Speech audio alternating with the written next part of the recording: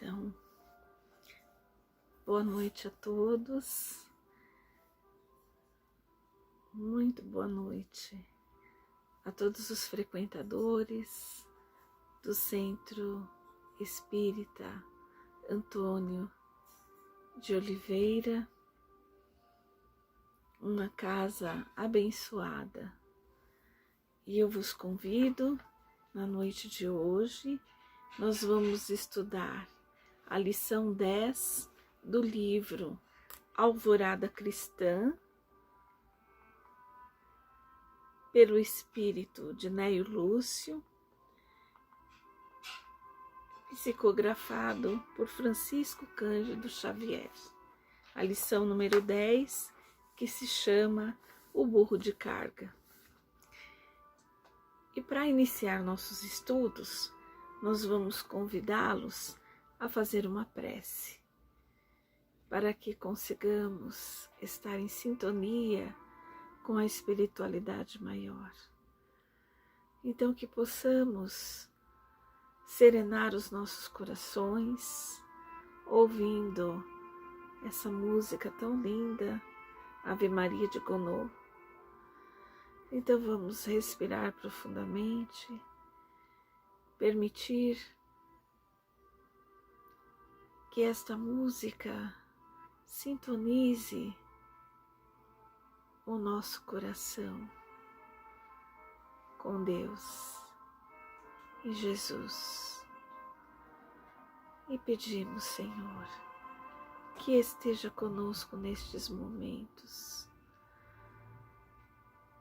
e nos ajude a compreender os saberes dessa lição, que possamos ter facilidade de empregar no dia a dia, na relação conosco mesmo e na relação com os nossos semelhantes. Permita, Senhor, que durante esse estudo, essas energias de paz, de amor, de cura, possam também ser levadas por esses mentores queridos e amigos, a todos os lares, a todos os leitos de hospitais onde encontra-se irmãos em sofrimento. E assim, Mestre amado, nós pedimos que permaneça conosco. Graças a Deus.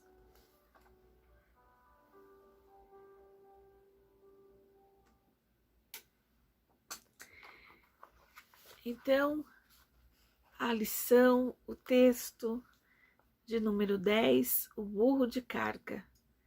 Nós vamos nos ater à leitura do texto e depois à interpretação. O burro de carga. No tempo em que não havia automóveis na cocheira do famoso Palácio Real, um burro de carga curtia imensa amargura em vista das pilheiras e remoques dos companheiros de apartamento. Reparando-lhe o pelo maltratado, as fundas cicatrizes do lombo e a cabeça tristonha e humilde, aproximou-se famoso cavalo árabe que se fizera detentor de muitos prêmios e disse orgulhoso: triste sina, a que recebeste, não invejas minha posição nas corridas? Sou acariciado por mãos de princesas e elogiado pela palavra dos reis. Pudera, exclamou um potro de fina origem inglesa, como conseguirá um burro entender o brilho das apostas e o gosto da caça? O infortunado animal recebia os sarcasmos resignadamente. Outro soberbo cavalo, de procedência húngara, entrou no assunto e comentou: há 10 anos, quando me ausentei de pastagem vizinha, vi este miserável sofrendo rudemente nas mãos de bruto amansador, e tão covarde que não chegava a reagir, nem mesmo com um coice. Não nasceu senão para a carga e pancadas. É vergonhoso suportar-lhe a companhia. Nisso, admirável jumento espanhol acercou-se do grupo e acentuou sem piedade: lastimo reconhecer neste burro um parente próximo. É animal desonrado, fraco, inútil, não sabe viver senão sob pesadas disciplinas. Ignora o aprumo da dignidade pessoal e desconhece o amor próprio. Aceito os deveres que me competem até o justo limite, mas se me constrangerem a ultrapassar as obrigações, recuso-me à obediência, pinoteio e sou capaz de matar. As observações insultuosas não haviam terminado quando o rei penetrou o recinto em companhia do chefe da cavalaria. Preciso de um animal para servir de grande responsabilidade, informou o monarca. Animal dócil, educado, que mereça absoluta confiança. O empregado perguntou: não prefere o árabe, majestade? Não, não, falou o soberano. É muito altivo e só serve para corridas e festejos oficiais, sem maior importância. Não quer o potro inglês? De modo algum. É muito irrequieto e não vai além das extravagâncias da caça. Não desejo húngaro? Não, não. É bravo, sem qualquer educação, e apenas um pastor de rebanho. Um jumento serviria? Insistiu o servidor atencioso. De maneira nenhuma. É manhoso e não merece confiança. Decorridos alguns instantes de silêncio, o soberano indagou: onde está o meu burro de carga? O chefe das cocheiras indicou-o entre os demais. O rei puxou-o carinhosamente para fora, mandou ajaezá-lo com as armas resplandecentes de sua casa e confiou-lhe o filho, ainda criança, para a longa viagem. Olha a confiança, hein? Assim, olha que confiança do rei. Olha só, né? De confiar aquele cavalo, né, ao burro de carga, de estar levando o filho numa viagem longa. Olha que interessante. Isso daí para a gente observar, e olha a moral que ele diz aqui. Assim também acontece na vida. Em todas as ocasiões, temos sempre grande número de amigos, de conhecidos e companheiros, mas nos prestam serviço de utilidade real aqueles que já aprenderam a suportar, servir e sofrer, sem cogitar de si mesmos, ou seja, sem pensar em si mesmo, né? Então, geralmente, né, é importante, né, a gente observar a importância de servir, né? Então, quando a gente vai ajudar uma pessoa, né, como é que interiormente a gente se coloca, né?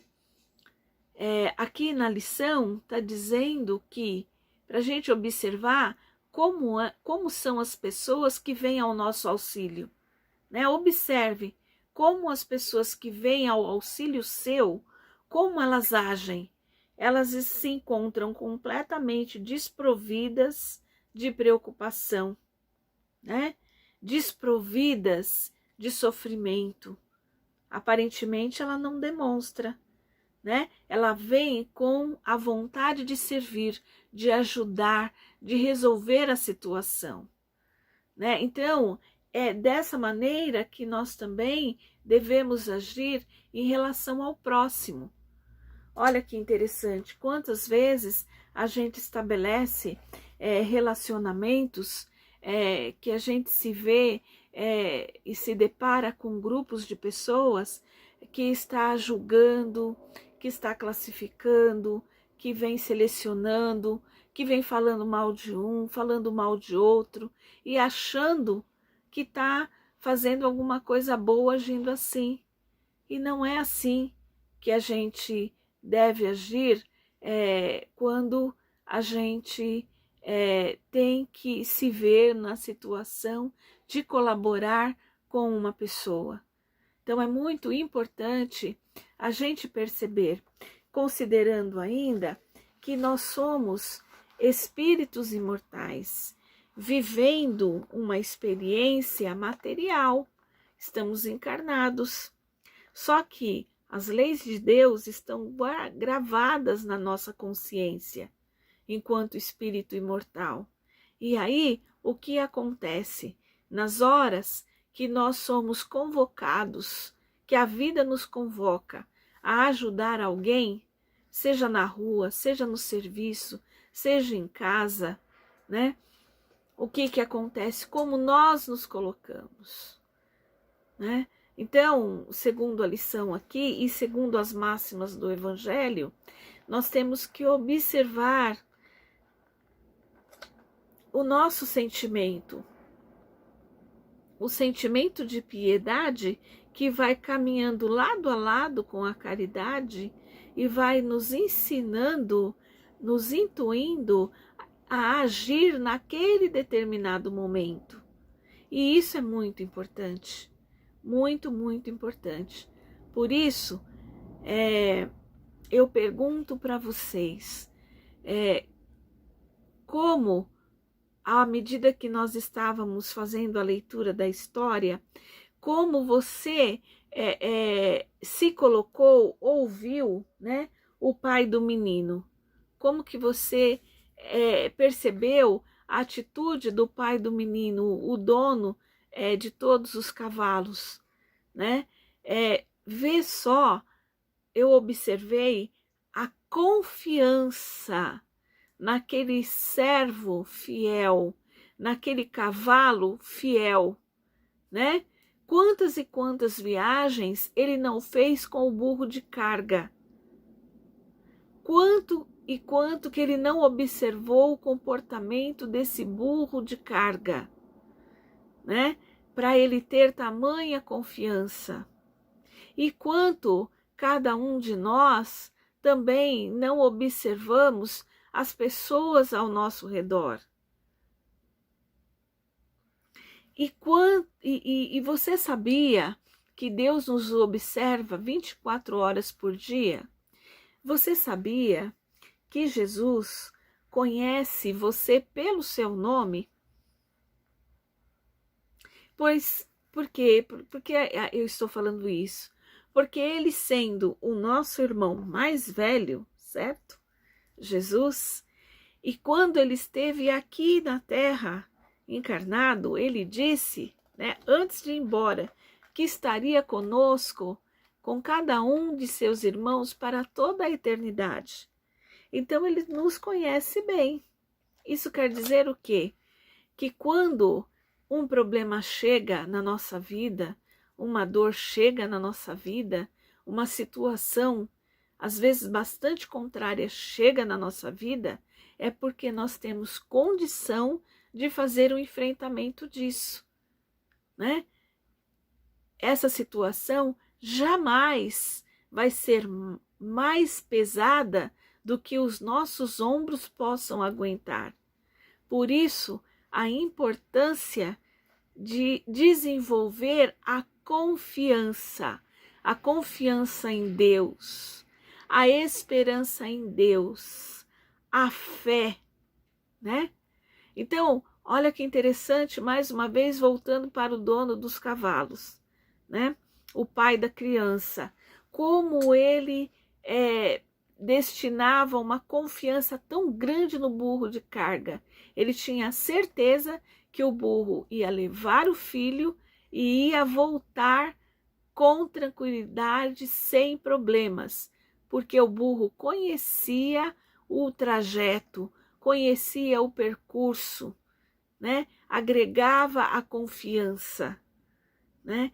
Então, interpretando esse comportamento de todos os personagens dessa história, né?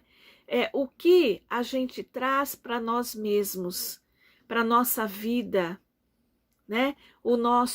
A nossa maneira de enxergar as relações que nós estabelecemos inicialmente dentro do nosso lar para com as pessoas que estão mais próximas de nós.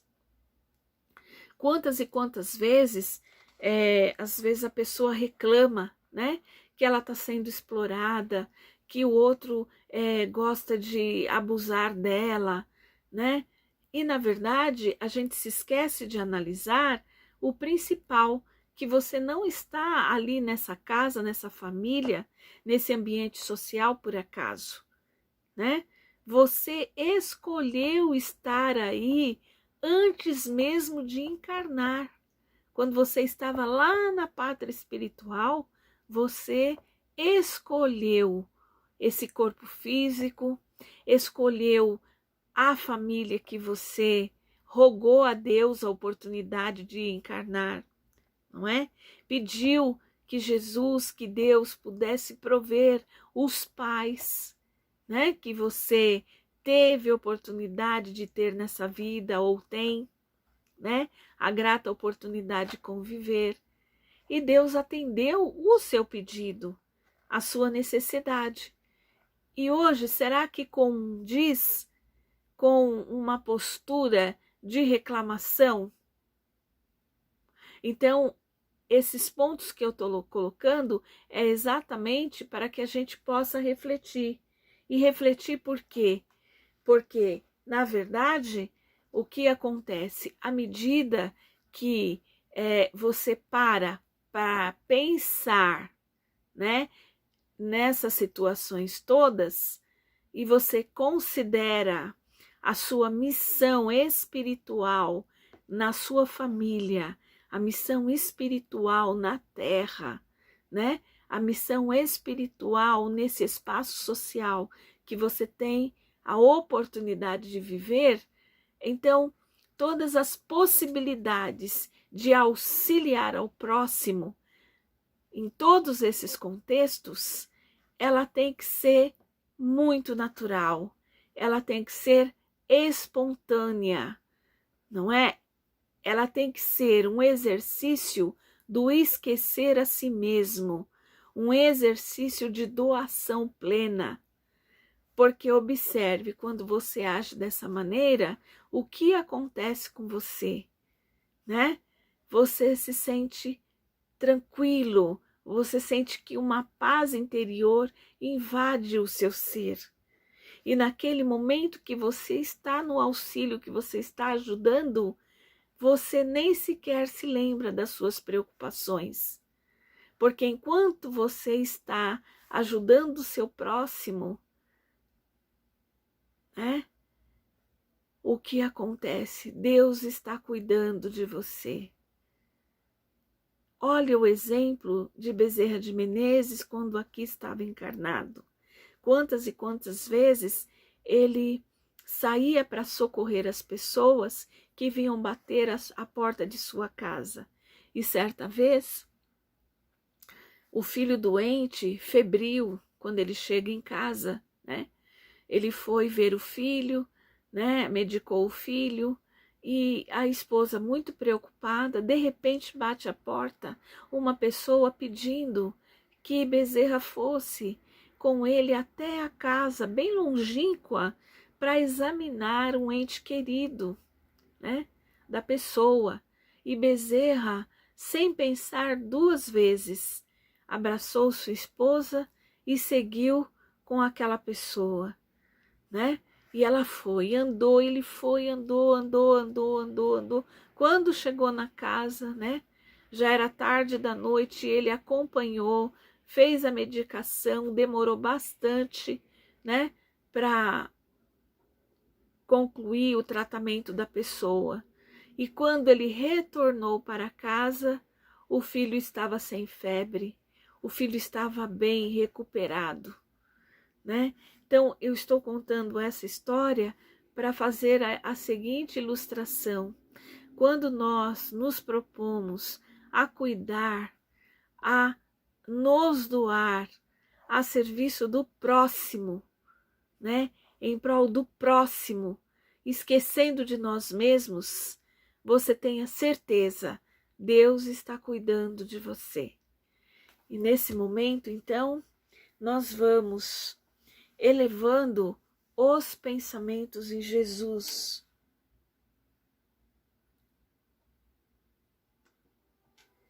Nós vamos permitindo que esta música, que esta Ave Maria de Gounod possa ajudar a nos sintonizar com Jesus e pedindo a esse Mestre amado, a esse irmão querido, que possa permitir que esses mentores amigos, médicos espirituais, possam fluidificar as águas do pote de todas as residências dos frequentadores desta casa abençoada, que possa colocar o remédio, que possa vir a equilibrar o corpo físico de cada um, que possam essas energias de cura, de paz, de tranquilidade, de esperança, possa envolver todos os lares da terra,